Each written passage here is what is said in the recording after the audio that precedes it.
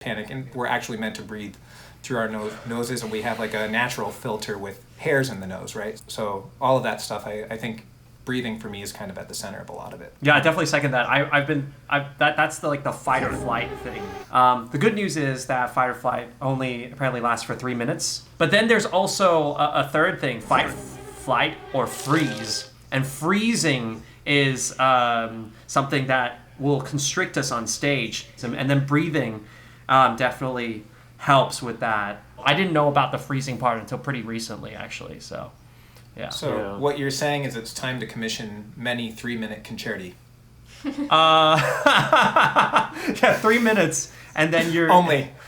That's it. So you never get a chance to. But think about it. 3 minutes is a long time on stage, though. Yeah, but think about it. It's like 3 minutes is like usually you settle in. Like think about it. You're like about like 2 pages into the music. That's about 3 minutes or a page and a half. Like you're already good. That's why they say like why like. Something like Lalo Symphony Español or Mendelssohn, those ones that start immediately are the most difficult because you got to already sound good in the first 3 minutes. I don't know how you feel, Brian. Like, yeah. Well, touching on Esther's previous question, like about if you could pinpoint where, like a concert where you got nervous and that sort of triggered this whole like thing after that. And for me, I can sort of pinpoint that. And it was one of our first quartet concerts. I remember. I basically. Looking back on it now, I'm pretty sure it was just a panic attack I had on stage. And yeah, there were a lot of like weird physical symptoms. It was definitely like really shallow, rapid breathing. And like also I think it was just like my nerves got so tight and constricted that like actually this part of my arm and hand on both sides became really extremely numb. So I actually physically couldn't even play anymore. And so I remember feeling like, oh man, like everyone's sort of ganging up on me, telling me how to play this section, how to play that section. And I just feeling like so overwhelmed and trying to like please all these different things that like I felt like completely stuck in the moment. Actually, when you were talking about the bow hold, I recall distinctly just every time I'd get to the end of a concerto, because my fingers were really, really thin. And so every time like they would just... I used to play with like just the normal Franco-Belgium way, and then every time like I got to the end of I remember the piece though, like it would just like start to just go like that, and then it would essentially sort of transform itself into this awkward Russian, but not having practiced Russian bow hold. So what I do is I go like deeper. So I'm like, okay, well if my fingers are gonna go like this, I might as well just learn how to play like this, and then get everything all done.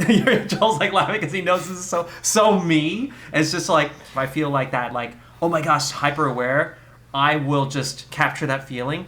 Actually, improvisation helped a lot. Like trying to learn how to improvise, and I'm like people know that I'm terrible at this, but like that feeling of like oh my gosh, no, you can only play this note or else you lose a life. That is so prevalent in classical music. That helped with that.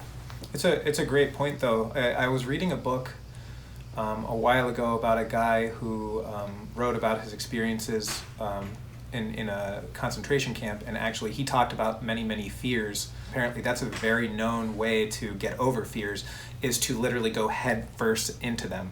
So like this idea, it's like if you have the fear of messing up in a concert, like, oh, what's going to happen if I mess up?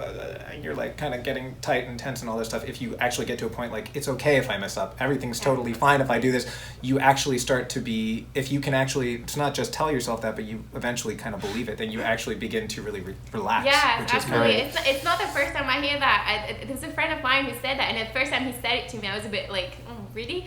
And he said, instead of saying to myself, don't mess up, and he was like, yeah, I know this bit, so go on, try and mess up. And he was like doing this kind of like other way round of thinking. Yeah, well, I remember, I don't know if you remember this, Ray, but I remember when we were at Encore, I had a good friend who told me, I remember I was like, man, I'm really nervous for this concert. And he was like, dude, don't be nervous. In 30 minutes, it's time for you to go out and show off. And I was like, you know what? What a great way to like kind of think about that. I never really was able to fully internalize that myself, but it's like, I guess the idea is like, this is your moment to like do what you do and like to really just embrace it. And this is to take beta blockers before a concert. Now, I wanted to ask, is this something that you do? What are your thoughts on this? So I've taken beta blockers.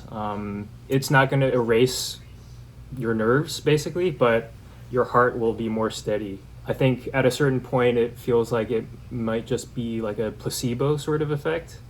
But I think it's perfectly fine, and if that's something that you want to explore. Yeah, I agree. I feel that sometimes there's a preconceived notion that a beta blocker is a performance enhancing drug, and it is not. Everyone's experience is really individual. I mean, I think, of course, it's like awesome if you can kind of like work through it yourself, because it just kind of empowers you and allows you to be much more flexible as a person. But we want people to be able to do things that they really love and care about, and I think that ultimately should be the focus rather than the other, in my opinion. Yeah, I really like that.